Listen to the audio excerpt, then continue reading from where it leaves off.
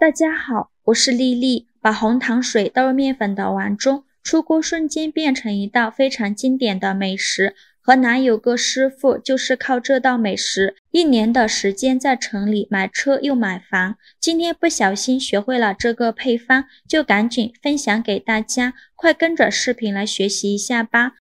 首先准备一个大碗，往里边倒入80克红糖，再倒入230毫升的开水。用蛋抽搅拌一下，搅拌至红糖化开。红糖搅拌化开后，先放一旁，放凉备用。用手摸一下，放置不烫手的时候，再往里边加入4克酵母，继续用筷子搅拌均匀，搅拌至酵母化开。搅匀后，先放一旁备用。接着另准备一个大碗，往里边倒入350克普通面粉。接着再用准备好的红糖水来和面，把红糖水直接倒入面粉的碗中，用筷子搅拌均匀，给它搅拌成大面絮状。在搅拌的时候，红糖水我们可以分次少量的加入，边倒边搅拌，哪里有干面粉就往哪里倒红糖水。最后搅拌成这种大面絮状，再下手揉成光滑的面团。面团刚开始揉的时候很难揉光滑，先给它揉成一个没有干粉颗粒的面团，盖上盖子静置10分钟。10分钟后我们再来揉面，现在就很容易揉光滑了，随便揉几下就揉光滑了。最后揉成这样一个软硬适中的光滑面团就可以，再盖上保鲜膜密封起来，放温暖的地方发酵至原来的2倍大。趁这个时间准备小把红枣，把它放入大碗中，淋少许清水把红枣打湿，再加1勺食盐，加1勺食用小苏打，用手抓拌均匀。这里加小苏打呢，小苏打属于碱性物质，能把大枣清洗得更加干净。因为大枣表面有许多的褶皱，里面是藏温纳垢的好地方，直接用清水洗是洗不干净的。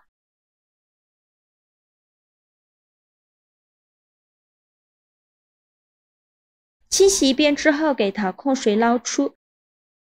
再放入另外一盆清水中，给它多清洗几遍，直到把清洗的水变得清澈为止。洗净后控水捞出，直接放到案板上，用剪刀把红枣剪成小块，把枣核去掉。全部处理好以后，再用刀给它剁一剁，给它剁成红枣碎，也不用剁得太碎了，最后像这样的颗粒感就可以。剁好后放入盘中。现在我们的面也发酵的差不多了，我们打开保鲜膜看一下体积已经明显变大了许多，戳个手指下去不回缩，里面呈蜂窝状，再把它取出来。面板上撒一些干面粉，把面团放到面板上，给它好好揉一揉，拍气，把里面的气孔排干净，这样做出来的面食才会松软。气孔排干净以后，在面团中间给它压出一个窝窝，再放入刚切好的红枣碎，再下手揉匀，把红枣碎完全融入面团里。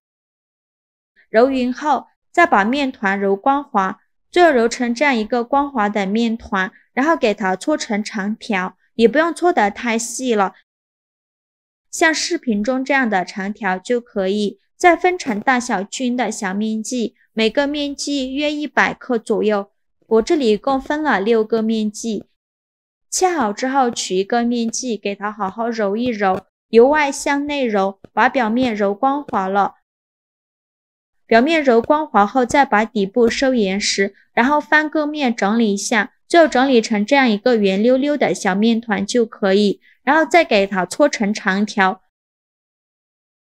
也不用搓得太细了，像视频中这样的长条就可以。剩下的面剂用同样的方法，先给它揉成面团，再给它搓成长条。全部搓好后，把3根长条放到一起，像视频中这样，把3根长条堆积在一起，然后用手给它搓一搓，这里不要太用力的去搓，如果搓得太用力了，等一下就不会开花了，轻轻的给它搓一下，给它粘在一起就可以了。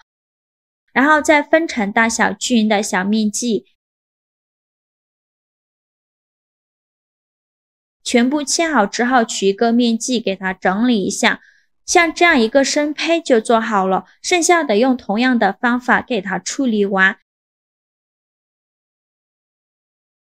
接着准备一个蒸屉，在底部铺上一张硅胶垫，把做好的生胚放到蒸屉上，中间要留一些空隙，防止粘连在一起。全部放好后，盖上盖子，2次发酵10分钟。20分钟后，我们打开盖子看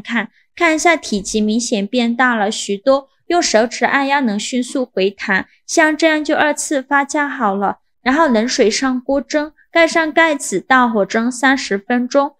时间到，关火焖5分钟，再打开盖子。哇，好香啊！浓浓的红枣红糖香味扑鼻而来。看一下各个开花，颜色很漂亮，用手指按压能迅速回弹，说明就已经蒸熟了。再把它取出来，装入盘中。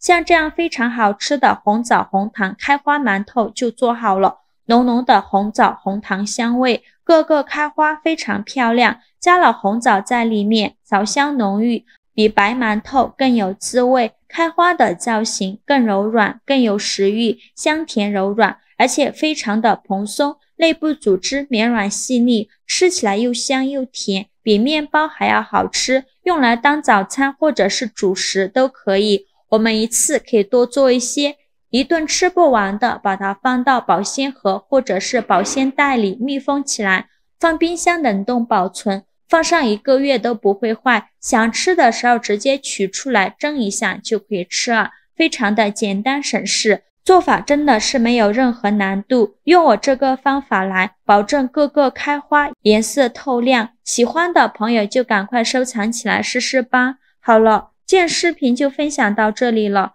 如果您觉得我分享的视频对你有帮助的话，请您给我点个赞吧，或者是订阅我的频道，我每天都会分享不一样的美食视频。我是丽丽，非常感谢您的支持，咱们下个视频见，拜拜。